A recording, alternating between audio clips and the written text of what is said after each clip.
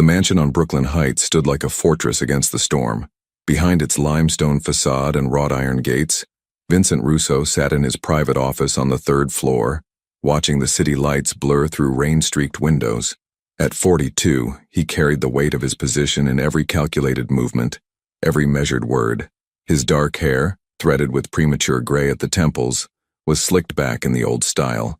His suit, custom-tailored from Milan, fit perfectly across shoulders that had carried burdens most men couldn't imagine.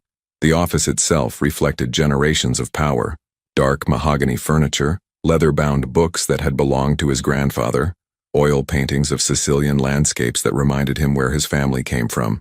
But the modern touches betrayed the reality. Encrypted phones, a state-of-the-art security system, monitors showing every angle of the property. The Castellano family is making moves in Red Hook, his consigliere Tony Marconi said from across the desk. Tony was 63, thin as a rail, with eyes that had seen too much and forgot nothing. He'd served Vincent's father, and now served the son with the same quiet efficiency. They're being subtle about it, but our people are reporting increased activity. They want your shipping routes. Vincent didn't respond immediately. He'd learned long ago that silence was often more powerful than words. He picked up the crystal tumbler of whiskey, single malt, aged 20 years, and took a small sip. The amber liquid burned pleasantly, a reminder that some things were worth the wait. "How many of our operations have been compromised?" Vincent finally asked, his voice low and controlled. He spoke like a man who'd attended business schools and boardrooms, not back alleys. Education had been his father's gift to him. Harvard Business School before he was brought into the family business. The legitimate degree made the illegitimate empire run smoother. 3 warehouses, 2 distribution points. They're probing, testing our response time. Tony slid a folder across the desk. But that's not what concerns me most. Vincent opened the folder. Inside were surveillance photos, financial reports, and a background check on someone he'd never heard of. "Emma Clark," he read aloud. "Who is she?" "Marco's new English teacher at St. Catherine's Academy." Vincent's jaw tightened at the mention of his son. Marco was 8 years old, bright, sensitive, still grieving the loss of his mother 2 years ago. Sophia had died of cancer, an enemy Vincent couldn't threaten or buy off. Her death had changed him, hardened something that was already turning to stone. "She started 3 weeks ago," Tony continued, 29 years old. "Graduated from Columbia with a degree in English literature. No criminal record, no family connections to any of the families. On paper, she's nobody. Nobody is ever nobody," Vincent said quietly, studying the photograph. Emma Clark had light brown hair, pulled back in a simple ponytail. Her face was open, kind, the kind of face that smiled easily.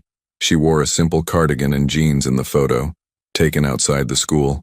Everything about her screamed ordinary, harmless, forgettable, which was exactly what made her dangerous. "Why are you showing me this?" Vincent asked, though he already knew. "Because Marco talks about her constantly, because she stays late helping students, because she lives in a modest apartment in Queens and drives a 10-year-old Honda, because her social media is minimal. A few photos, basic information, nothing deep." Tony leaned forward. "Vincent, the FBI has been using civilian covers for years. Teachers, nurses, accountants, people who can get close to families, build trust, gather information." Vincent set down his glass with deliberate care. "You think she's federal? I think she's too perfect, too clean, too interested in your son." Tony's voice dropped. 3 weeks ago, we lost 2 shipments to police raids. Arrests were made with precision. They knew exactly where to be and when. Someone's feeding them information. And now there's a new teacher who appeared out of nowhere befriending your boy. The rain intensified outside, hammering against the windows like accusations. Vincent stood and walked to the glass, hands clasped behind his back. Below, the streets of Brooklyn stretched out, his territory, his responsibility, his prison. Every decision he made rippled through hundreds of lives. One mistake could bring everything down. "Start full surveillance," he said without turning.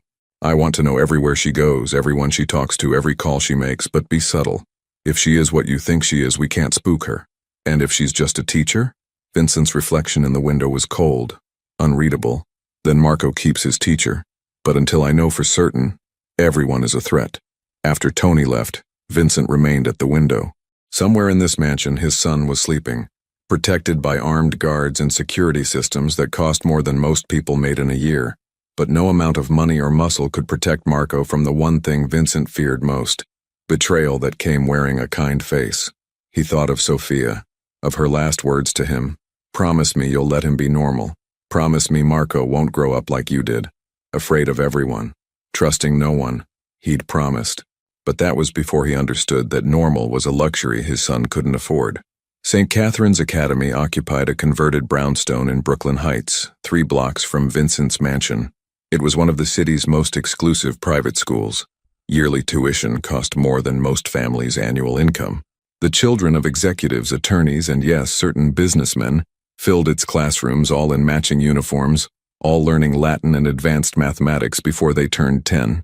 Emma Clark arrived at 7:15 that morning, 45 minutes before classes began. The October air was crisp, the rain from the previous night leaving everything smelling clean and new. Fallen leaves, yellow and red, collected in the corners of the school's front steps. She juggled her worn leather messenger bag, a travel mug of coffee from the deli on the corner — she couldn't afford the fancy stuff — and a stack of graded papers that had kept her up until midnight. The security guard, Mr. Peterson, a retired police officer with kind eyes and a careful demeanor, held the door. "Early again, Miss Clark. These essays won't grade themselves," she replied with a smile that reached her eyes. Genuine warmth. That was Emma's natural state. She'd grown up in a small town in upstate New York where people still helped neighbors and believed in basic goodness. Her father had been a mechanic, her mother a librarian. They'd saved for years to send her to college, proud beyond words when she'd gotten into Columbia. The New York City public school system had chewed her up during student teaching. Overcrowded classrooms, impossible demands, students who'd seen too much too young. When the position at St. Catherine's opened up, it felt like a rescue. Smaller classes, better resources, students who actually had chances in life. The fact that some of their parents might have complicated businesses didn't concern her. Children were children, and they all deserved good teachers. Her classroom was on the 2nd floor facing the tree-lined street. She'd decorated it carefully, posters of famous authors, a word of the day board, student work displayed with pride. This was her kingdom, the place where she felt most herself. Here, she wasn't Emma Clark, who'd escaped a suffocating relationship 8 months ago. She wasn't Emma Clark, whose mother was in a nursing home with early-onset Alzheimer's, draining savings with terrifying speed. Here she was Ms. Clark, the teacher who made Shakespeare accessible and convinced reluctant readers that books were magic. By 7:30, she had the day's lesson on the board. Character development. How do people change? They were reading A Christmas Carol, and she wanted the students to understand that transformation was possible, that people weren't locked into being one thing forever. "Ms. Clark?" She turned to find Marco Russo standing in the doorway. He was small for his age, with his father's dark hair and eyes that seemed too old, too sad. He wore the school uniform perfectly: navy blazer, white shirt, striped tie, but something about him always looked slightly apart from the other children, like he was observing rather than participating. "Marco, you're here early." Emma smiled, setting down her marker. "Everything okay?" He stepped into the classroom carrying a book. "I finished the reading assignment. Can I ask you about something?" This was why Emma had become a teacher.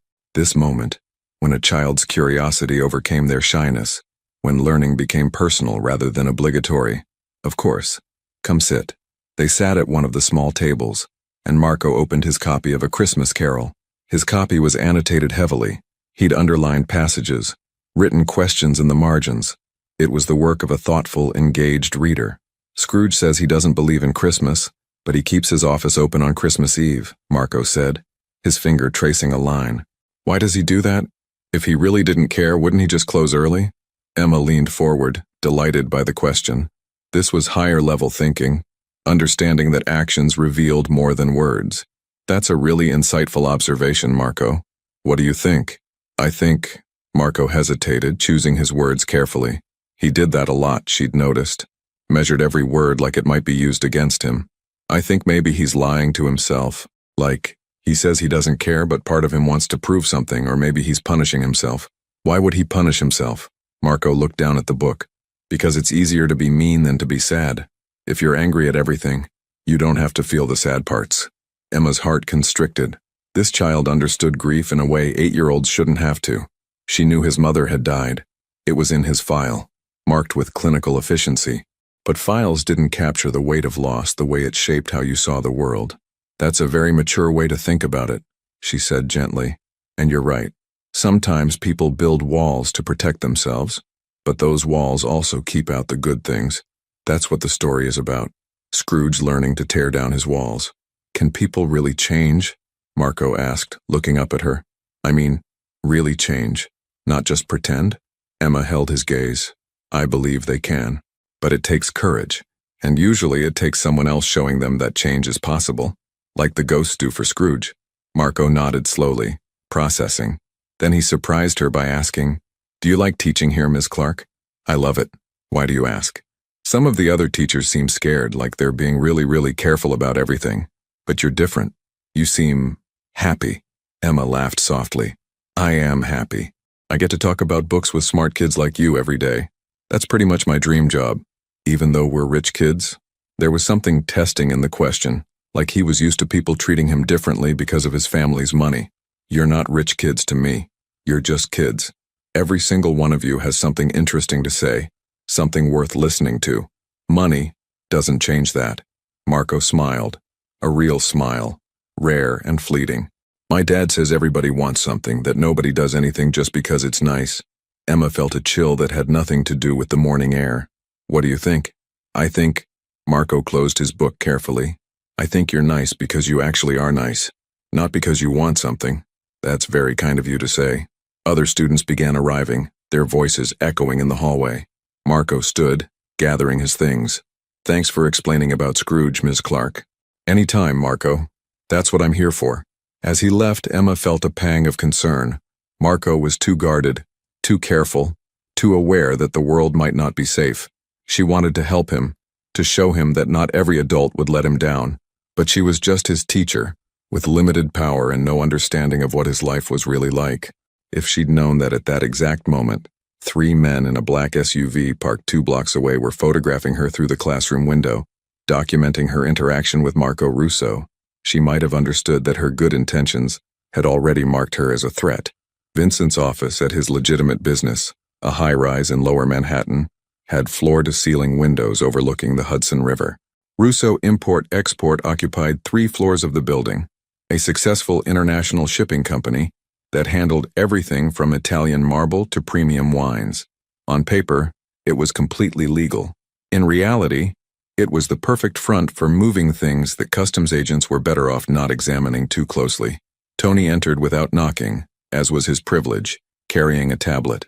Surveillance report from this morning. Vincent didn't look up from the shipping manifests he was reviewing. Even his legal business required constant attention. And she arrived early, stayed in her classroom.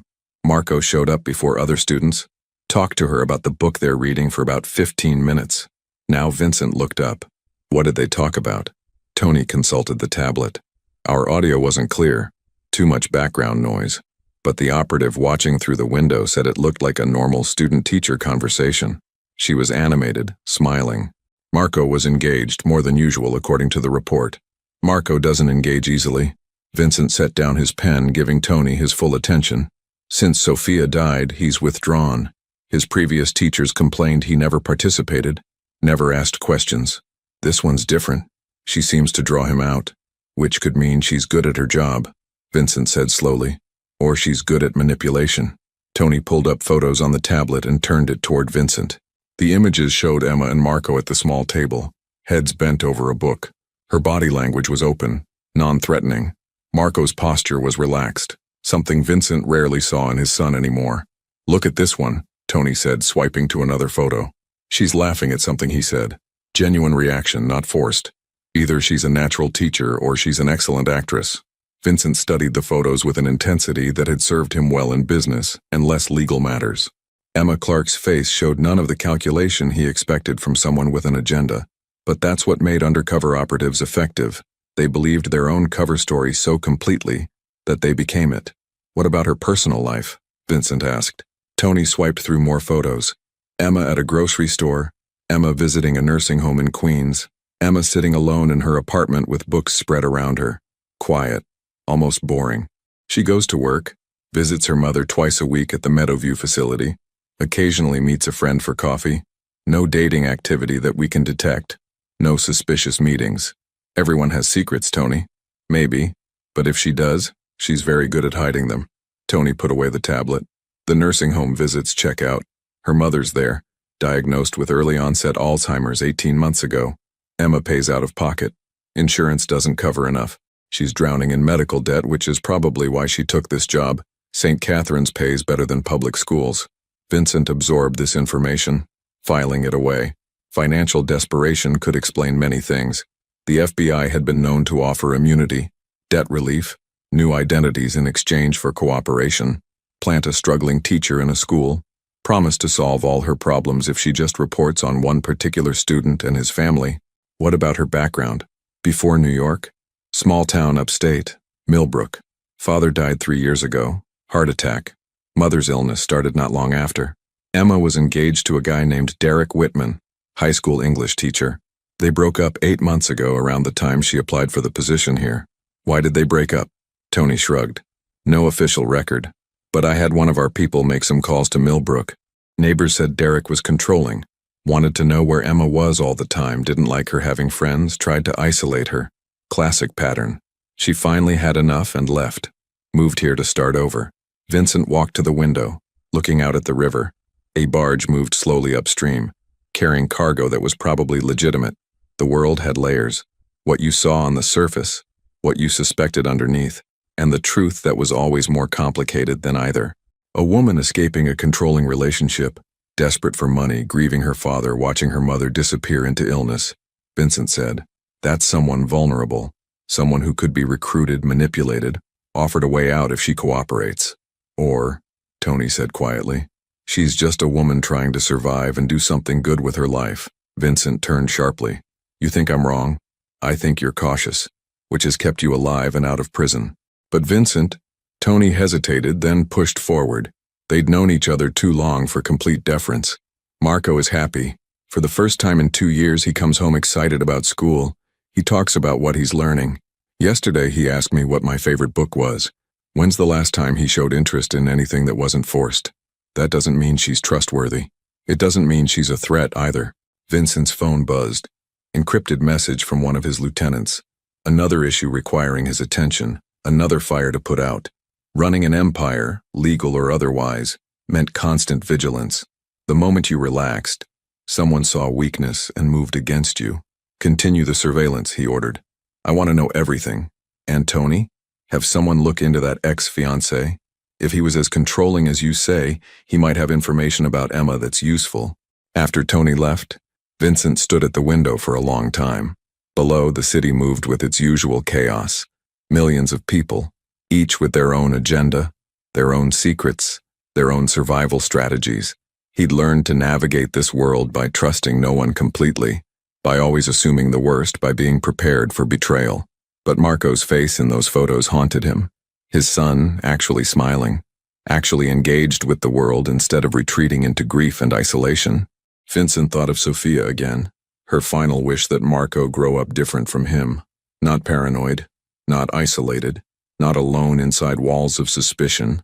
But how could he honor that promise when every instinct screamed that Emma Clark was exactly what Tony suggested, a perfectly crafted threat wrapped in the disguise of hope? 3 days later, Vincent decided to see Emma Clark for himself, not through surveillance photos or secondhand reports, but face to face. He wanted to look in her eyes, hear her voice, measure her reactions. In his world, you learned to read people or you didn't survive. Body language, micro-expressions, the pause before an answer. These things revealed truth better than words. He arrived at St. Catherine's at 2:30, early for the 3 o'clock dismissal. The school's front office recognized him immediately. Vincent Russo might keep a low profile, but his donations to the school's building fund ensured he was known and accommodated. Mr. Russo, the principal, Margaret Ashford, greeted him with professional warmth. She was 60, elegant, and very aware of where her school's funding came from. We weren't expecting you today. Is everything all right? I wanted to speak with Marco's English teacher. Is she available? Ms. Clark? I believe she's in her classroom, preparing for dismissal. I can call her down. I'll go to her.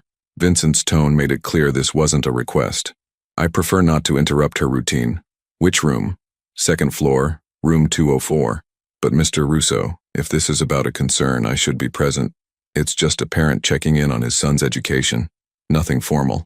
He offered a smile that was meant to be reassuring, but probably wasn't. Thank you, Mrs. Ashford. He climbed the stairs, noting the security measures. Cameras in hallways, controlled entry points, staff monitoring movements. Good. Marco spent 8 hours a day here. It should be secure. But no security system was perfect. If someone wanted to get to his son, there were always vulnerabilities. Room 204's door was open. Vincent paused in the hallway, observing before announcing himself.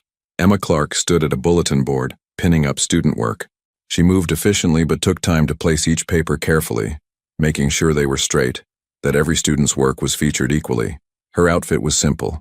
Dark slacks, a cream-colored blouse, a cardigan against the autumn chill, no jewelry except small earrings, practical shoes. Everything about her appearance said, teacher, professional but approachable. What struck him was her expression. She studied each paper before hanging it, sometimes smiling at something a student had written, sometimes pausing with a look of concern. She cared about these assignments, about the children who'd written them. That kind of genuine investment was hard to fake, or she was an exceptional actress. Vincent knocked lightly on the open door. Ms. Clark? She turned, surprise crossing her face. Oh, can I help you? I'm Vincent Russo, Marco's father. He stepped into the classroom, immediately assessing everything. Exits, sightlines, potential threats. Old habits. Emma's face lit up with recognition and pleasure. Mr. Russo, it's wonderful to finally meet you. Marco is such a bright student. I've been hoping to connect with you about his progress. She extended her hand. Vincent shook it. Firm grip. Direct eye contact. No nervousness. Either she had no idea who he really was, or she was extraordinarily composed. I wanted to see his classroom, Vincent said, releasing her hand. Understand his environment. Of course. Emma gestured around the room. Please, look around. Marco sits right there by the window. He says he likes watching the trees. Vincent moved to Marco's desk. It was neat, organized, like father, like son. Inside the desk were textbooks covered carefully in brown paper, notebooks with color-coded tabs, a pencil case arranged with military precision. Marco had inherited Vincent's need for order, for control. On the bulletin board above the desk was a paper with Marco's name. The assignment. Write about someone who inspires you. Marco had written about his mother. Vincent's throat tightened as he read his son's words about Sophia. How she'd been kind, how she'd read to him every night, how she'd made him feel safe. He shared that with the class, Emma said softly, coming to stand beside Vincent. It was incredibly brave. Some of the other students have lost family members too, and Marco's openness helped them feel comfortable sharing their own stories. He talked about his mother, in front of other children. Vincent was surprised. At home, Marco rarely mentioned Sophia. The grief was too raw, too private. With permission from the school counselor, and only students who wanted to share did. But yes, Marco spoke about her. He said she taught him that being kind was more important than being strong. Vincent turned to face Emma fully. And what do you think about that? She met his gaze without flinching. I think his mother sounds like she was a remarkable woman. And I think Marco is lucky to have had her, even though he lost her too soon. But you disagree with what she taught him? It wasn't a question. Emma tilted her head, considering. I think kindness and strength aren't opposites. I think the strongest people I've ever known were also the kindest. It takes real courage to be vulnerable, to care about others when the world can be harsh. The world is harsh, Ms. Clark, especially for children who've lost their mothers. People take advantage of vulnerability. Some people do, Emma agreed. But teaching Marco to be closed off, to trust no one, to see threats everywhere, that's not protection. That's just a different kind of loss. The directness surprised him. Most people, especially those who knew or suspected his position, were careful around him. They measured words, avoided confrontation, told him what they thought he wanted to hear. Emma Clark spoke like someone who believed in what she was saying. Consequences be damned. You've known my son for 3 weeks, Vincent said, his voice cooling. I've raised him for 8 years. I think I know what's best for him. I'm not challenging that, Mr. Russo. Emma's tone remained respectful but firm. You're his father. Your love for him is obvious, in how carefully he's cared for, in the security measures you've taken, in the education you're providing. I'm just his teacher, but in that role, I see a child who's brilliant, sensitive, and carrying grief that's too heavy for his age. My job is to create a space where he feels safe enough to learn, to grow, to be a kid. Vincent studied her intently. And you think you can do that? I'm trying to. And I think it's working. Marco is participating in class, asking questions, connecting with other students. That's progress. Or it's manipulation. Building trust so you can gather information. Emma's forehead creased in confusion. I'm sorry, what? Vincent let the silence stretch, watching her reaction. Genuine confusion clouded her features. No flash of recognition, no defensive spike. Either she truly didn't understand what he was implying, or her training was exceptional. Some parents worry about who has access to their children, Vincent said carefully. Especially parents with complicated business interests. You understand? Understanding dawned on Emma's face, followed by something that looked like hurt. Mr. Russo, I'm a teacher. I don't have any interest in your business, complicated or otherwise. I care about Marco because he's my student and he deserves a teacher who sees him as a person, not as an extension of his family name or whatever his father does for a living. Everyone has agendas, Ms. Clark. Then mine is simple. Help Marco and every other student in my class love reading, think critically, and know they matter. That's it. That's the whole agenda. She crossed her arms, a defensive gesture that was very human. I'm sorry if that's hard to believe, but it's the truth. Vincent wanted to believe her. Something about her earnestness, her direct way of speaking reminded him of Sophia. His wife had been like this. No artifice, no hidden meanings. Just genuine emotion and honest intent. But Sophia had grown up in a different world. Emma Clark had chosen to take a position teaching children from powerful families. That suggested calculation, not innocence. Marco talks about you, Vincent said, changing tactics. Constantly. You've made quite an impression. Emma's expression softened. He's made an impression on me too. He has remarkable emotional intelligence for his age. That kind of depth usually comes from experiencing difficult things, which breaks my heart, but it also means he's capable of extraordinary empathy. I want to nurture that, not let it be crushed by cynicism. The bell rang, signaling dismissal. Within moments, the hallway filled with voices, footsteps, the controlled chaos of children being released from classrooms. Emma moved toward the door, ready to supervise her student's departure, a teacher's duty. Vincent caught her arm gently. Ms. Clark. She looked back at him, waiting. Be careful, he said quietly. The world you've entered, teaching children like Marco, it's more complicated than you realize. Not everyone is who they seem. Not everyone has good intentions. Emma held his gaze. I know that, Mr. Russo. I've learned that lesson the hard way. But I also know that if we go through life assuming everyone is a threat, we miss the chance to connect with people who genuinely mean well. I'm not naive. I'm hopeful. There's a difference. She pulled away gently and went to greet her students. Marco appeared in the doorway, surprise and confusion crossing his face when he saw his father. Dad? What are you doing here? I came early. Thought I'd meet your teacher. Vincent placed a hand on his son's shoulder. Ready to go home? Marco looked between his father and Miss Clark, trying to read the situation with the hyper-awareness of a child who'd learned that adult conversations had layers he needed to decode. Is everything okay? Everything's fine, Emma assured him with a warm smile. Your father just wanted to see your classroom. Have a good evening, Marco. Don't forget to finish the reading for Monday. I will, Miss Clark, thanks. As they walked down the hallway, Marco was quiet. Vincent recognized the silence, his son processing, forming questions he wasn't sure he should ask. She's a good teacher, Vincent offered. The best I've ever had, Marco said immediately. She makes books feel real, like the characters are actual people you could know. And she listens, really listens, not just pretend listening while thinking about other stuff. You like her? Yeah, a lot. Marco hesitated. Do you? Vincent thought about Emma Clark's direct gaze, her unwavering conviction, her refusal to be intimidated. He thought about surveillance photos and background checks, about FBI operations and planted assets. He thought about his promise to Sophia and his duty to protect his son. I'm still deciding, he said honestly. They reached the SUV where Vincent's driver waited. As they pulled away, Vincent looked back at the school. Through the window of room 204, he could see Emma Clark gathering papers, preparing for the next day. Just a teacher doing her job. But his phone was already buzzing with messages from Tony, updates from surveillance, analysis of the conversation that had been recorded through the microphone Vincent wore. The machinery of suspicion was already in motion. dissecting every word Emma had said, looking for the lie hidden in her truth. Vincent silenced the phone and looked at his son. Marco stared out the window, lost in thought, more present and engaged than he'd been in years.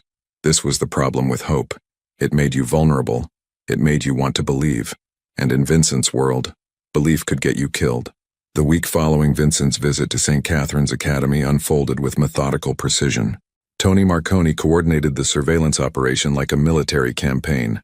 Rotating teams, multiple observation points, electronic monitoring that stopped just short of illegal wiretapping.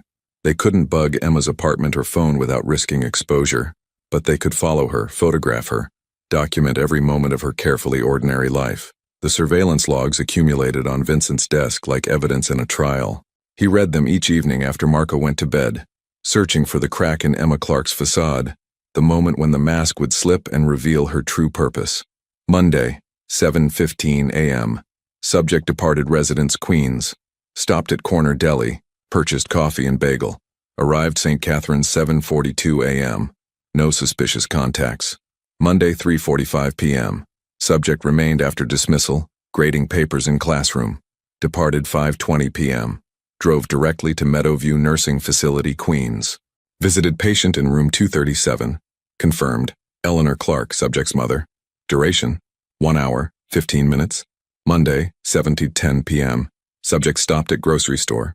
Purchased bread, eggs, pasta, vegetables, generic brands. Total expenditure, $43.67.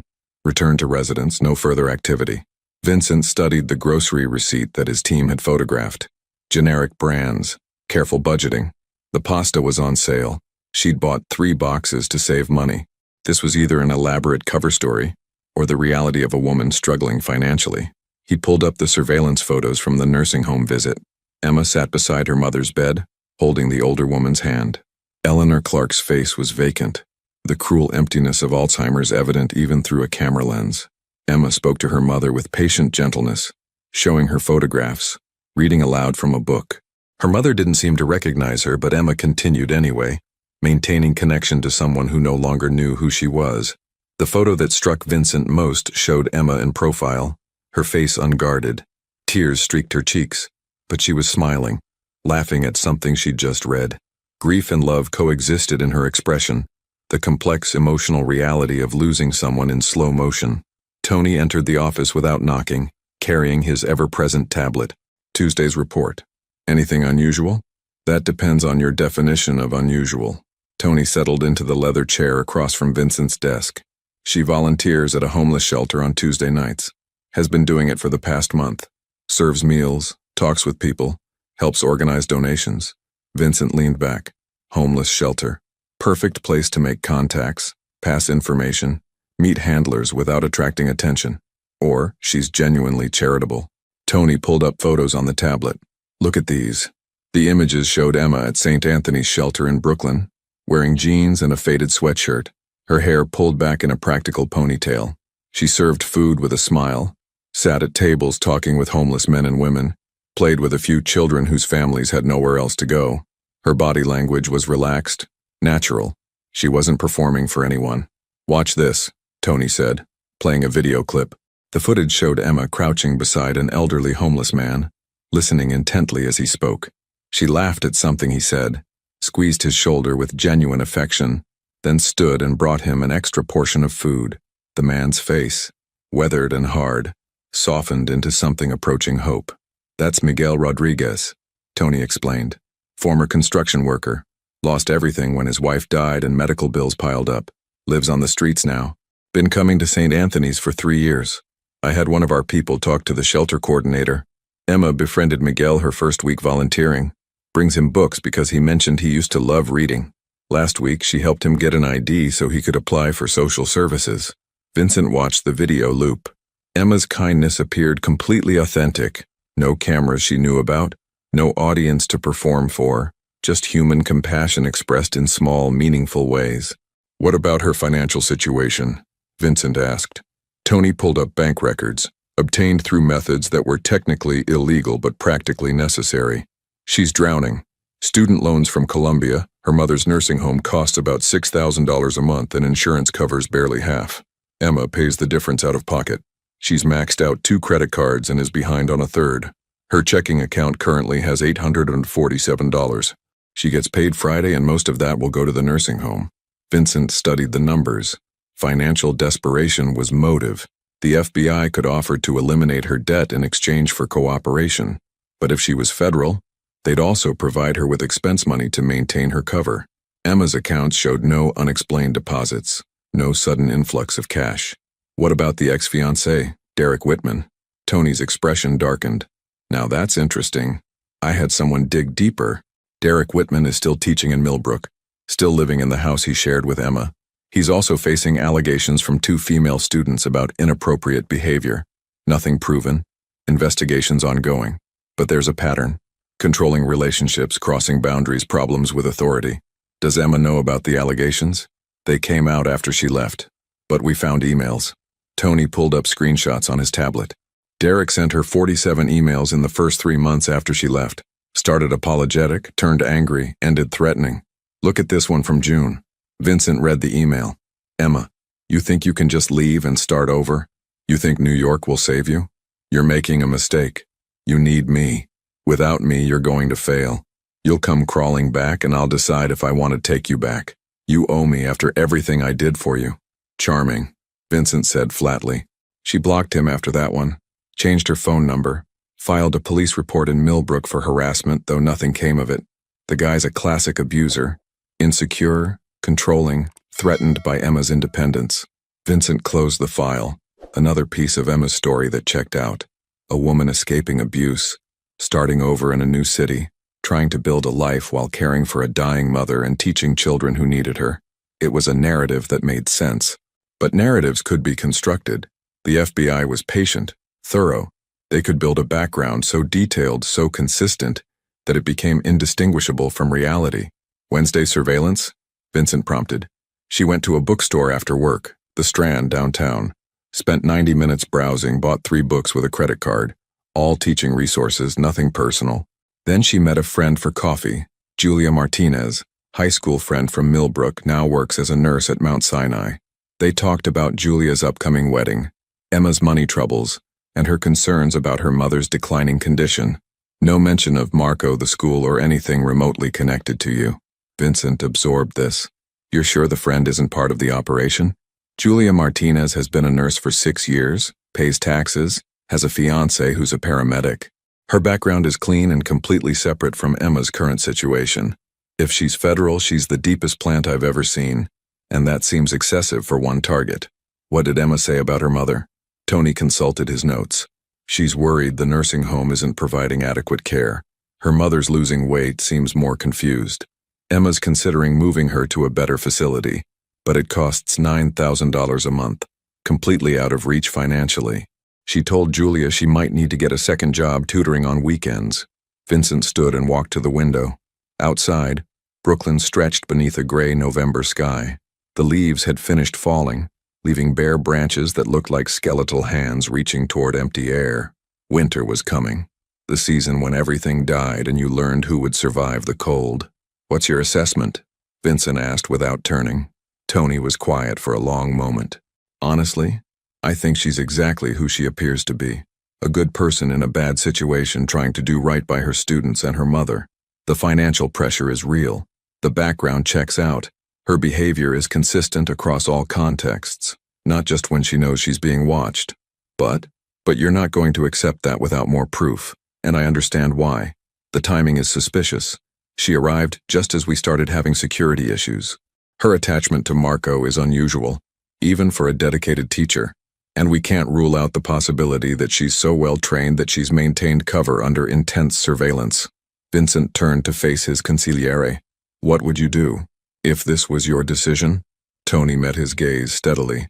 I'd keep watching, but I'd also consider the cost of being wrong. If she's a threat and we don't neutralize her, Marco's at risk. But if she's innocent and we destroy her, ruin her reputation, cost her the job she needs, we've become the monsters she doesn't believe we are. And Marco loses the first teacher who's actually helped him heal. There's no safe choice. There never is. That's why they pay you to make the hard calls. After Tony left, Vincent pulled up a specific photograph on his computer. It showed Emma and Marco together during lunch period at school. They sat at a table with 3 other students, all laughing at something. Marco's face was fully lit with joy, eyes bright, smile genuine, body language open. He looked like a normal 8-year-old boy, not the guarded, grief-haunted child who lived in Vincent's mansion. Emma had done that. In 3 weeks, she'd given Marco something Vincent couldn't: the feeling that the world might be safe, that people could be trusted, that happiness was still possible. Vincent's phone rang. Unknown number. He answered with his usual caution. Yes? Mr. Russo. The voice was electronically distorted, untraceable. You're watching the wrong person. The leak is inside your organization, not in a classroom. But by all means, keep wasting resources on a school teacher while your real enemies move against you. The line went dead. Vincent stared at the phone. The call was a move in a larger game. Someone wanted him distracted, chasing shadows instead of real threats. But who? And why now? He forwarded the recording to Tony with a single word: analyze. Then he returned to the surveillance photos, studying Emma Clark's face, searching for the lie he was certain must be there. Because in his experience, people this good didn't exist. Everyone had an angle. Everyone wanted something. The only question was what Emma Clark wanted, and whether her price would be paid in his son's blood. The St. Catherine's Academy annual fundraising gala was scheduled for Friday evening at the Metropolitan Club in Manhattan. It was one of the school's signature events. Parents dressed in formal attire, silent auctions featuring luxury items, speeches about educational excellence and the importance of supporting youth development. Tickets cost $500 per person, and attendance was expected for families who wanted to demonstrate commitment to the school. Vincent had attended every year since Marco enrolled. It was good for appearances, allowed him to network with legitimate business owners, and showed Marco that his father valued his education. This year, he had an additional motive. The gala provided a perfect opportunity to test Emma Clark in a social setting, surrounded by the families whose children she taught. Emma had tried to decline the invitation. Teachers weren't required to attend, and the ticket price was more than her weekly grocery budget. But Mrs. Ashford, the principal, had personally requested her presence. It helps donors connect with the teachers who work with their children. Your attendance would mean a great deal, particularly to the Russo family. So Emma found herself standing in front of her closet the Friday evening before the gala, staring at her limited options with growing anxiety. She owned exactly one dress appropriate for such an event, a simple navy sheath she'd worn to her college graduation. It was 5 years old, slightly out of style, but clean and presentable. Her only jewelry was a pearl necklace that had belonged to her grandmother. "You'll look beautiful," her roommate Sarah assured her. Sarah was a public school teacher Emma had met through a Columbia alumni connection, and they shared a modest 2-bedroom apartment in Queens to make rent manageable. It's not about the dress, it's about showing up and representing your students. "I'm going to stand next to women wearing designer gowns and jewelry that costs more than my car," Emma said, feeling the familiar anxiety of not belonging. "I don't fit in with these people, Sarah." "Good. The world needs more teachers who understand what real life looks like." Sarah zipped up Emma's dress. "You're there for Marco and your other students. Remember that." The Metropolitan Club was everything Emma expected. Soaring ceilings, crystal chandeliers, marble floors that echoed with the sound of expensive heels. Women glittered in gowns that cost thousands of dollars. Men wore tuxedos that fit like they'd been born in them. Waiters circulated with champagne and hors d'oeuvres that probably cost more per bite than Emma's entire dinner budget. Emma accepted a glass of sparkling water. She couldn't afford to lose control of her words or actions, and found a relatively quiet corner where she could observe without being too conspicuous. She recognized several parents, offered polite greetings, made small talk about their children's progress. "Ms. Clark." She turned to find Vincent Russo approaching. He wore a perfectly tailored tuxedo, looking every inch the successful businessman. His dark hair was styled back, emphasizing sharp cheekbones and eyes that seemed to catalog everything they saw. He moved through the crowd with the confidence of someone who owned whatever space he occupied. Beside him was Marco, dressed in a small tuxedo that matched his father's. The boy looked uncomfortable in the formal attire, tugging at his collar. "Mr. Russo." "Marco." Emma smiled warmly at the boy. "Don't you look handsome?" Marco's face brightened. "Ms. Clark, I didn't know you'd be here. Dad said teachers didn't usually come to these things. Mrs. Ashford asked me to attend. I'm glad she did." Now I get to see all of you outside of school. Emma noticed several of her other students scattered throughout the room, all dressed formally, all looking various degrees of thrilled or uncomfortable with the situation. Can I show Ms. Clark the auction items? Marco asked his father. There's a first edition book collection she'd probably like. Vincent studied Emma with an expression she couldn't quite read. Actually, Marco, I'd like to speak with Ms. Clark privately for a moment. Why don't you go find the Romano twins? I saw them by the dessert table. Marco hesitated, looking between them, then nodded and disappeared into the crowd with the instinct of a child who'd learned to recognize when adults needed to talk without him present. Would you like to step outside? Vincent gestured toward a balcony overlooking Fifth Avenue. It's quieter. Emma followed, though unease prickled along her spine. Something about Vincent's intensity tonight felt different, more focused, more deliberate. The November air was cold, biting through her thin dress. Vincent immediately removed his jacket and offered it to her. Here, I'm fine. You're shivering. Take it. Emma accepted the jacket, wrapping it around her shoulders. It smelled like expensive cologne and something else, leather maybe, and a hint of smoke. The warmth was immediate and surprisingly comforting. I wanted to thank you, Vincent said, leaning against the balcony railing.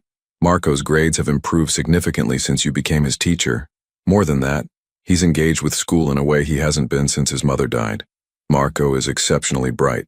I'm just giving him the space to show what he's capable of. It's more than that. Vincent's gaze was penetrating. You've connected with him. That's rare. Most people don't know how to talk to Marco. He's too serious, too guarded. But you seem to understand him. Emma chose her words carefully. Marco has experienced profound loss. That changes how you see the world. I try to meet him where he is, not where I think he should be. Where he is grieving, isolated, suspicious of new people. Vincent paused. Traits he inherited from me, I'm afraid. Children aren't just copies of their parents. They're their own people. But they learn from what they see. Marco sees me trusting no one completely. He sees me treating every kindness as potential manipulation. He's learning that the world is dangerous, that people always have ulterior motives. Emma met his gaze directly. Is that what you believe? That everyone has ulterior motives? In my experience, yes. That must be exhausting. And lonely. Vincent's expression flickered. Surprise, perhaps, that she'd named it so plainly. It's kept me alive, and kept Marco safe. Safe from what, Mr. Russo? Emma asked gently. I know you have concerns about me. You've made that clear. You think I'm here for some reason other than teaching your son. So I'm asking directly. What do you think I want? The directness seemed to catch him off guard. Most people in his life operated through layers of implication and careful ambiguity. Emma's straightforward approach disrupted his usual patterns. I think, Vincent said slowly, that you appeared at a convenient time. That your attachment to Marco is unusually strong for a teacher who's known him only a few weeks. That your background, while superficially checking out, could be constructed. And that if someone wanted to get close to my family, a sympathetic teacher would be an excellent cover. Emma absorbed this without flinching. You think I'm working for someone? Police? FBI? Among other possibilities. And you're telling me this because I want to see how you react. Whether you panic, whether you deny too strongly, whether you make mistakes that reveal the truth. Emma was quiet for a long moment, processing. Then she handed back his jacket. Mr. Russo, I understand that you live in a world I probably can't fully comprehend. Whatever your business involves, it's clearly dangerous enough that you view everyone as a potential threat. I can't change that perspective because I don't have the experiences that formed it. She moved toward the door back inside, then paused. But I can tell you this, and you can believe it or not. I'm a teacher. I graduated with $80,000 in student loans to do a job that pays $52,000 a year, because I genuinely believe education matters. I took this position because I needed better pay to help care for my mother, who has Alzheimer's, and doesn't remember my name most days. I stay late grading papers because I want my students to know their work matters. I volunteer at a homeless shelter because my father taught me that we're obligated to help people who have less than we do. She looked at him with eyes that held no guile, only weary honesty. I like Marco because he's a kind, thoughtful child who deserves a teacher who sees his potential instead of his grief. If that makes me suspicious in your world, I'm sorry, but I won't apologize for caring about your son. That's what teachers do. Vincent watched her walk back inside, leaving him alone on the balcony. The cold air bit at his exposed skin without his jacket, but he barely noticed. Emma Clark had just been handed every reason to be angry, defensive, to quit her position and walk away from the complication he represented. Instead, she'd been honest, vulnerable, had named her reality without shame or apology. Either she was telling the truth or she was the most skilled operative he'd ever encountered. He pulled out his phone and texted Tony. "She's either clean or better than anyone we've dealt with. I still can't tell which." The response came seconds later. "We picked up chatter. The Castellanos are planning something major. The phone call you received was traced to a burner linked to their operations. They wanted you distracted." Vincent's blood ran cold. While he'd been watching Emma Clark, real threats had been moving into position. He'd been so focused on potential betrayal from inside his son's school that he'd missed the actual danger gathering in the shadows. He went back inside, scanning the crowd for Marco. His son was exactly where Vincent had last seen him, laughing with the Romano twins over something on a phone. Safe, unaware. But for how long? The Saturday morning after the gala, Marco sat in his father's study, ostensibly doing homework, but mostly thinking about the previous evening. His father's study was a place of dark wood and leather, of books and locked cabinets that Marco knew better than to explore. It smelled like his father, cologne and coffee and something else. Something heavy that Marco associated with serious conversations and decisions that couldn't be taken back. Vincent worked at his desk reviewing documents that Marco wasn't allowed to see. The silence between them was comfortable. They'd learned to exist in the same space without needing to fill every moment with words. But today, Marco had questions. "Dad?" Vincent looked up immediately. His father always gave him full attention when Marco spoke. That was something Marco appreciated, even when it made him nervous. "Yes? Why were you asking Ms. Clark all those questions last night?" Vincent set down his pen with deliberate care. "What do you mean? I saw you on the balcony. You looked serious. And when Ms. Clark came back inside, she seemed sad." Marco chose his words carefully, the way he'd learned to around his father. "Did she do something wrong?" "No, nothing wrong." "Then why?" Marco stopped, frustration building. He was 8 years old, but he wasn't stupid. He knew his father checked everything, questioned everyone, trusted almost no one. "You think she's bad, don't you? Like you think everyone is bad." Vincent's expression remained neutral, but something shifted in his eyes. "I don't think everyone is bad, Marco. I think everyone has their own interests, and sometimes those interests conflict with ours. My job is to protect you. That means being careful about who gets close to you. Ms. Clark isn't close to me. She's my teacher. You talk about her constantly. You're happier since she started teaching your class. That means she matters to you, which means I need to make sure she's trustworthy." Marco stood, his small hands clenched into fists. He rarely showed anger. Anger was dangerous, could lead to saying things that couldn't be unsaid. But today, something inside him pushed back against his father's constant suspicion. "You do this with everyone," Marco said, his voice tight. "Anyone who's nice to me, you investigate. You watch them. You try to find reasons why they're dangerous. But Ms. Clark isn't dangerous. She's just nice. Marco, Mom wouldn't have done this." The words burst out before Marco could stop them. "Mom would have been happy that I had a good teacher. She would have invited Ms. Clark to dinner and asked about books and been normal about it. But you can't be normal because you think everyone wants to hurt us." The silence that followed was heavy, loaded with grief that neither of them knew how to process. Vincent's face showed no emotion, but Marco had learned to read the tiny signs. The way his father's jaw tightened, the slight tension in his shoulders.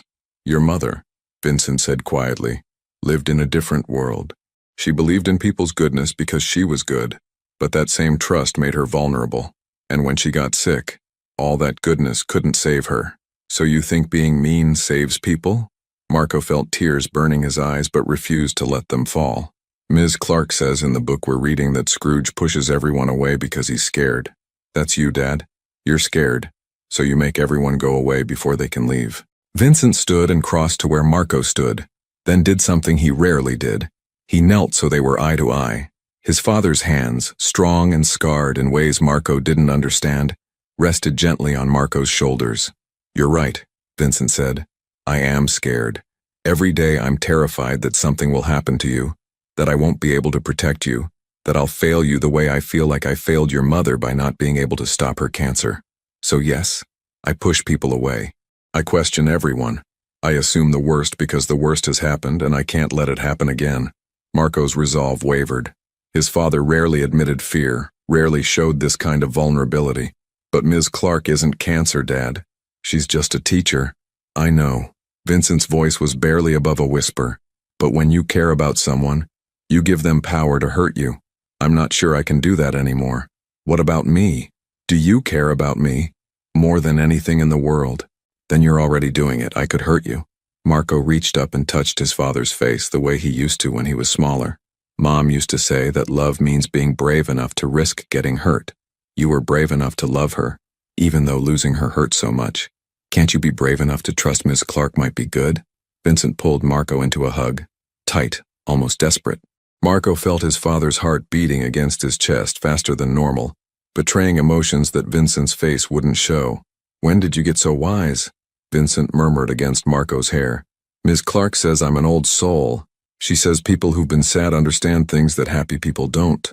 She's right about that. They separated, and Vincent wiped at Marco's eyes where a few tears had escaped. Then, in a gesture that surprised them both, Marco wiped at his father's eyes too, where moisture had gathered.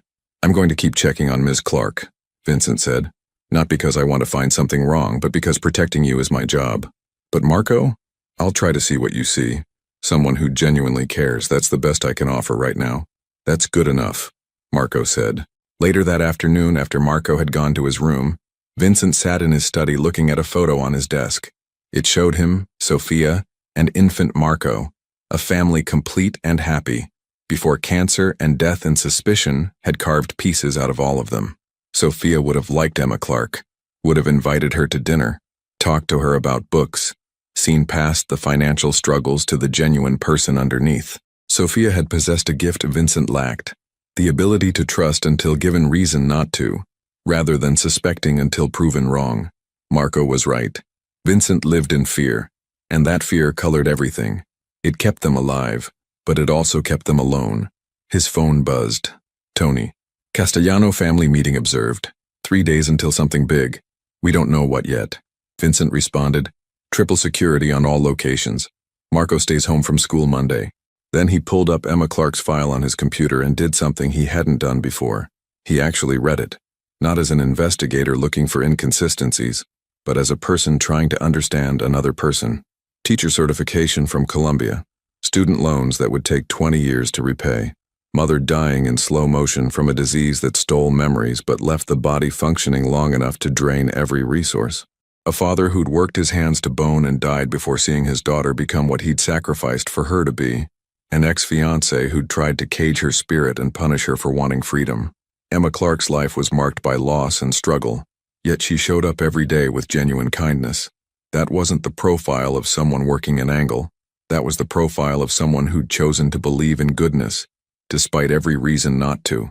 Vincent didn't know if he could trust her, but Marco did, with the uncomplicated faith of a child who desperately needed something good to believe in. Maybe that would have to be enough. The emergency meeting took place Sunday night in Vincent's private office. Tony arrived first, followed by 3 of Vincent's most trusted lieutenants, men who'd served his father and now served him.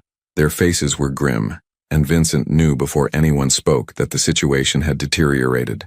3 of our people were arrested Friday night, Tony began without preamble.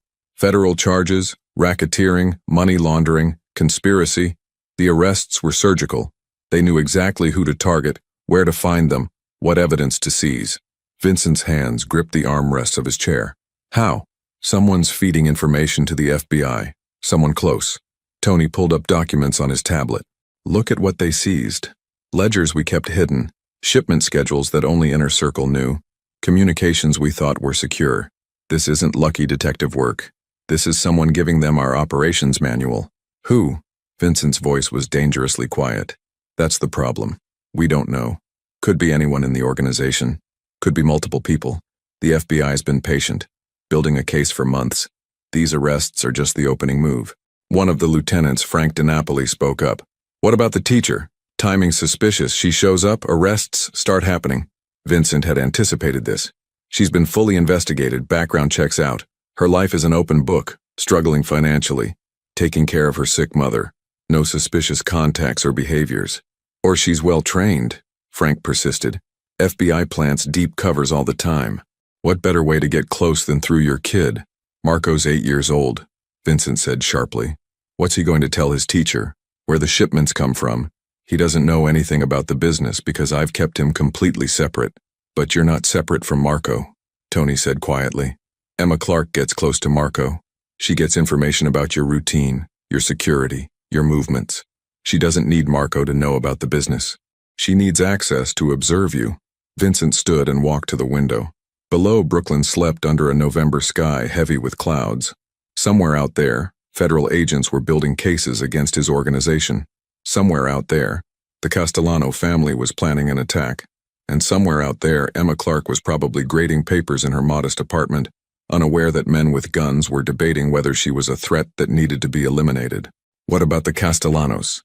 Vincent asked, changing the subject. Tony's expression darkened further. That phone call you received, the one warning you that the leak was inside your organization? It came from them. They wanted you distracted, chasing shadows while they made their move. What move? We're not sure yet. But there's been increased activity. Weapons purchases, meetings with their allies, movement of personnel into Brooklyn. Whatever they're planning, it's big and it's soon. Vincent turned back to face his men. Triple security on all family residences. Marco doesn't leave the house except for school, and only with armed escorts. No one new gets close. Not staff, not vendors, no one. What about the teacher? Frank asked. The question hung in the air. Everyone in the room knew what Frank was really asking. Should Emma Clark be handled? In their world, handled had specific, permanent implications. No, Vincent said firmly. She's not touched unless I give explicit orders. Right now, she's Marco's teacher and nothing more. We keep surveillance, document everything, but no direct action. Vincent, Frank leaned forward. If she's federal and you wait too long. I said no. Vincent's tone left no room for argument. My son has had enough loss. If Emma Clark is eventually proven to be a threat, we'll deal with it then. But I won't take away one of the few good things in Marco's life based on suspicion alone. After the men left, Tony remained. He and Vincent had known each other too long for formality, too long for anything but brutal honesty. You're compromised, Tony said quietly. Excuse me? Emma Clark. You're compromised when it comes to her. Marco's attachment is clouding your judgment. Vincent's jaw tightened. My judgment has kept this organization running for 10 years. And your emotions got Sophia killed. The words hit like a physical blow. Vincent's hand moved to his hip where he kept a weapon, instinct overriding reason for a split second. But Tony didn't flinch. He'd earned the right to speak hard truths. Explain that, Vincent said, his voice deadly calm. Sophia got cancer. You spent millions trying to cure it. Experimental treatments, specialists from around the world, facilities that cost more than most people's houses. You were so focused on saving her that you missed moves against the business. We lost territory, lost revenue, nearly lost everything because you were distracted by love.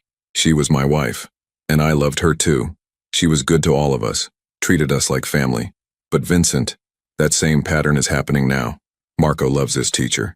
You feel guilty about Marco being unhappy, so you're giving Emma Clark benefits of doubts you'd never extend to anyone else. And while you're wrestling with this, real threats are moving. The FBI is building cases. The Castellanos are planning an attack. You can't afford to be distracted by wondering if a school teacher might be a good person. Vincent turned away, unable to meet Tony's gaze. Because Tony was right. Emma Clark had gotten under his skin. Not because he wanted her, not because he cared about her, but because Marco did. And Marco's happiness had become Vincent's vulnerability. What do you recommend? Vincent asked. Fire her. Don't make it dramatic. Just have the school reassign Marco to a different class. Tell him you need him to have a more experienced teacher, or some other excuse an 8-year-old might believe. Break the attachment before it becomes a liability we can't afford. And if she's innocent, if she's exactly who she appears to be, then she finds another teaching job and continues her life. She loses nothing except one student. We lose a potential threat vector. Vincent thought of Marco's face that morning. His son's accusation that Vincent pushed everyone away out of fear. He thought of Sophia's final wish that Marco grow up different, better, less isolated than Vincent had been. But he also thought of 3 arrested men, of federal cases built in shadows, of the Castellanos moving weapons into Brooklyn while Vincent debated whether to trust a woman whose only crime might be genuine kindness. Give me until Friday, Vincent said finally. 5 more days. If we haven't identified the real leak by then, if the Castellanos make their move, if anything happens that suggests Emma is involved, we remove her from the situation. But I need to be absolutely certain before I take something away from Marco that he clearly needs." Tony nodded slowly. 5 days. "But Vincent, if you're wrong about her, if she's part of this and Marco gets hurt because you hesitated, then it's on me." "I know." After Tony left, Vincent sat alone in his office as night deepened into early morning. On his desk were 2 files. One contained everything his organization knew about Emma Clark: surveillance photos, financial records, background checks, detailed logs of her completely ordinary life. The other file contained the list of people arrested by the FBI, the evidence seized, the network of betrayal that was slowly strangling his empire. Vincent opened Emma's file and looked at a photo taken 3 days ago. She stood outside St. Anthony's homeless shelter, wearing old clothes and a genuine smile, talking to Miguel Rodriguez like he was a person who mattered instead of a problem to be managed. In Vincent's world, people who acted without calculating advantage were either saints or fools, and saints didn't exist, which meant Emma Clark was either a fool or the most dangerous person Vincent had ever encountered. Someone who could weaponize goodness itself, make you want to believe in her, make you drop your guard because surely no one could fake that kind of authentic compassion. 5 days to figure out which. 5 days before the world exploded and everyone's true nature would be revealed. 5 days before Vincent Russo learned whether his instincts had saved his son or his emotions had doomed them both. The afternoon sun filtered through Emma's classroom as she organized papers. Heavy footsteps made her turn. "Mr. Russo, is everything all right?" Vincent closed the door, his expression cold. "Who sent you?" Emma's confusion was genuine. "I don't understand. My organization has leaks. You appeared exactly when problems started. Too convenient." His voice was steel. "Who are you working for?" "I'm just a teacher." Emma's hands trembled. "I care about Marco, nothing more. Everyone has agendas. Then mine is helping your son heal from losing his mother. That's all." The St. Catherine's Spring Festival was in full swing. Children's laughter, colorful decorations, parents everywhere. Marco performed in the school play while Emma watched, still shaken from Vincent's accusation. She approached Vincent with documents proving her background. "Mr. Russo, please." The explosion erupted from the parking lot. Deafening, violent. Children screamed. Marco ran toward the cars. Emma didn't think. She sprinted, tackled Marco, covered his small body with hers as the blast wave hit. Pain exploded through her back. Debris rained down. She held Marco tighter, shielding him from the fire and chaos. Vincent's world moved in slow motion, watching this woman, this suspected spy, sacrifice herself for his son. Everything he believed shattered in that moment. The hospital room smelled of antiseptic and regret. Emma lay unconscious, bandages covering her injuries, broken ribs, concussion, lacerations. She'd absorbed the blast meant for Marco. Vincent sat beside her bed, his son sleeping in a chair nearby. For the first time in years, his hands shook. "She saved him," he whispered to the empty room. "I accused her, threatened her, and she still." When Emma woke, her first words were, "Is Marco okay?" Vincent's carefully constructed walls crumbled. "He's fine. Because of you. I'm his teacher. That's what we do." "No." Vincent's voice broke. "What you did, that was love. I'm sorry. I was so convinced everyone was a threat that I couldn't see someone genuinely good standing right in front of me." Emma's eyes held understanding, not anger. "You were protecting your son. I get it now. Your world, the dangers. I just wish you'd trusted me sooner. I don't know how to trust anymore. Maybe it's time to learn." 2 months later, Emma returned to teaching part-time. Her physical scars healed, but something deeper had changed. She understood Vincent's world without being part of it. Vincent visited regularly, always with Marco, their conversations growing easier, more honest. He helped with her mother's medical bills despite Emma's protests. "You saved my son's life. Let me help you save hers." On a spring afternoon, they stood together watching Marco play with classmates. The boy laughed freely now, no longer carrying the weight of isolation. "I was wrong about you," Vincent said quietly. "You were scared. There's a difference. Can I ask you something?" He turned to face her. "Would you have dinner with us? Just the 3 of us. Not business, not obligation. Just dinner." Emma smiled, cautious but hopeful. "I'd like that." Marco ran between them, grabbing both their hands. For the first time, Vincent allowed himself to imagine a future where walls came down, where trust was possible, where his son might grow up knowing that goodness existed. Emma had proven it with her sacrifice. Now Vincent would prove he could learn from it. Against the New York skyline, three figures stood together, broken pieces forming something stronger than what came before. Redemption wasn't instant, but it was possible, and that was enough to begin. The hospital room smelled of antiseptic and regret. Emma lay unconscious, bandages covering her injuries. Broken ribs, concussion, lacerations. She'd absorbed the blast meant for Marco. Vincent sat beside her bed, his son sleeping in a chair nearby. For the first time in years, his hands shook. She saved him, he whispered to the empty room. I accused her, threatened her, and she still. When Emma woke, her first words were, "Is Marco okay?" Vincent's carefully constructed walls crumbled. He's fine. Because of you. I'm his teacher. That's what we do. No. Vincent's voice broke. What you did, that was love. I'm sorry. I was so convinced everyone was a threat that I couldn't see someone genuinely good standing right in front of me. Emma's eyes held understanding, not anger. You were protecting your son. I get it now. Your world. The dangers. I just wish you'd trusted me sooner. I don't know how to trust anymore. Maybe it's time to learn. 2 months later, Emma returned to teaching part-time. Her physical scars healed, but something deeper had changed. She understood Vincent's world without being part of it. Vincent visited regularly, always with Marco, their conversations growing easier, more honest. He helped with her mother's medical bills despite Emma's protests. You saved my son's life. Let me help you save hers. On a spring afternoon, they stood together watching Marco play with classmates. The boy laughed freely now, no longer carrying the weight of isolation.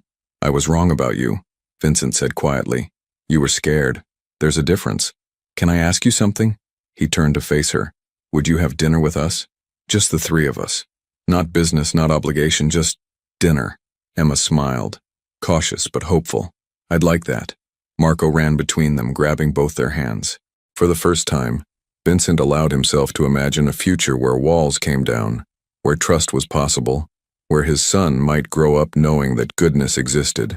Emma had proven it with her sacrifice. Now Vincent would prove he could learn from it. Against the New York skyline, three figures stood together, broken pieces forming something stronger than what came before. Redemption wasn't instant, but it was possible, and that was enough to begin.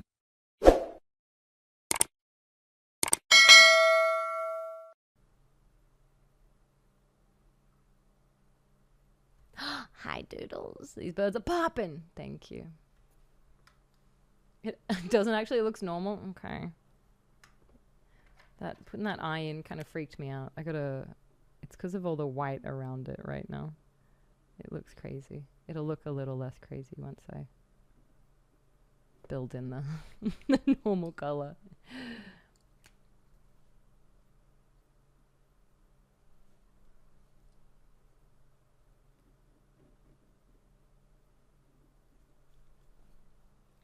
Softening it now. Super aggroed. I know. They're cranky looking guys. Went to my cousin's house. He's like, look what I have, let's watch it. They have the mouth of Sauron in it. Yes, in the extended edition. They do. They have the mouth of Sauron in the extended edition. I just heard a radio ad that reaffirmed why I still listen to radio. What was it, Lego? How long more would you be on tonight? I woke up super late, still waking up. Go grocery shop, do it. Go do it, Brandy, if you gotta. I will be on, well, I'll finish this little guy up, so probably like at least another 30, I would say. But go get groceries if you need. I'm glad you're well, Tenna. I'm doing well too. Met Robin Williams once. Jealous, 25. He's so cool. Don't trust me, I'm literally half blind. Perfect. And yeah, Alien Isolation After. Yeah. You haven't seen any of them, do you? I mean, they're very good films. They're very good films. Less so the Hobbit films, though, I will say.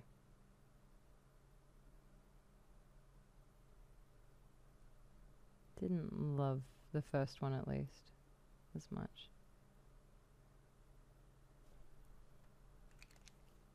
Is the mouth of Sauron as legendary as the anus of Vecna? Oh, God. By the taint of Vecna and the beard of Zeus.